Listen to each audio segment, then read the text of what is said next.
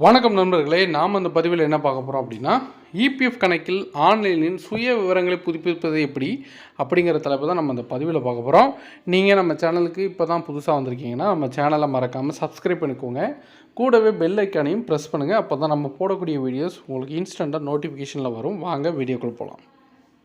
EPF எனப்படும் தொழிலாளர் வருங்கால வைப்பு நிதி கணக்கில் சுய விவரங்களில் மாற்றங்களை கொண்டு வருவதற்கு என்னென்ன ஆவணங்களை சான்றாக வழங்க வேண்டும் என்பது குறித்த முக்கியமான நிலையான செயல்பாட்டு நடைமுறைகளை இபிஎஃப்ஓ அறிவித்துள்ளது. இபிஎஃப் தளத்தில் உறுப்பினர்களின் சுய விவரங்களில் மாற்றங்களை கொண்டு வருவதற்கு நிலையான செயல்பாட்டு நடைமுறைகளை மார்ச் 11 சுற்றறிக்கை மூலம் இபிஎஃப்ஓ வெளியிட்டுள்ளது. இதன்படி விண்ணப்பதாரர் தந்தை அல்லது தாயின் விவரங்களில் மாற்றம் செய்ய தந்தை அல்லது தாயின் பெயர் கொண்ட ஆதார் அட்டை, பான் கார்டு, தந்தை அல்லது தாயின் பெயரில் உள்ள 10வது அல்லது 12வது மதிப்பெண் சான்றிதழ் மற்றும் ஓட்டுநர் உரிமம் ஆகியவற்றை சமர்ப்பணம் செய்து பெற்றோர் விவரங்களை மாற்றம் செய்யலாம் என தெரிவிக்கப்பட்டுள்ளது. என்னென்ன விவரங்களை மாற்ற முடியும்?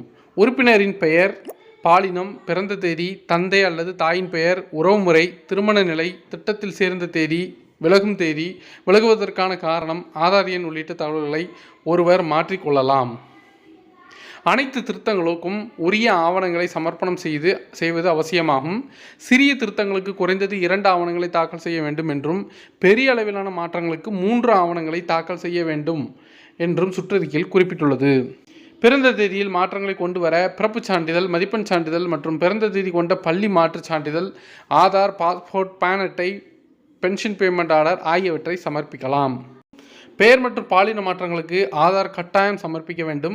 அது தவிர பாஸ்போர்ட், பிறப்புச் சான்றிதழ், ஓட்டுநர் உரிமம், bank passbook, PAN card, ration card ஆகியவற்றை சமர்ப்பிக்க வேண்டும். ஸ்டெப் 1, யுஏஎன் பாஸ்வேர்டை கொண்டு இபிஎஃப் தளத்தில் லாகின் செய்ய வேண்டும். ஸ்டெப் 2, மேனேஜ், அதில் போயிட்டு மாடிஃபை பேசிக் டீட்டெயில்ஸ் என்பதை கிளிக் செய்வோம். ஸ்டெப் 3, என்ன விவரங்களை மாற்ற வேண்டுமோ அதனை உள்ளீடு செய்ய வேண்டும். ஆவணங்களை ஸ்டெப் 4, ஆவணங்களை பதிவேற்றம் செய்ய வேண்டும். அதிகாரிகள் இவற்றை சரிபார்த்து அங்கீகரிக்கும் போது நீங்கள் கோரியபடி விவரங்கள் மாற்றப்படும். இபிஎஃப் தளத்தில் உறுப்பினர்கள் தங்களின் சுய விவரங்களை எத்தனை முறை மாற்ற முடியும் என்பன உள்ளிட்ட விவரங்களை அதிகாரப்பூர்வ இணையதளம் வாயிலாக மக்கள் தெரிந்து கொள்ளலாம் என குறிப்பிட்டுள்ளது. ஸோ வீடியோவை லைக் பண்ணுங்கள், ஷேர் பண்ணுங்கள். மறுபடியும் அடுத்த வீடியோவில் சந்திப்போம். நன்றி, வணக்கம்.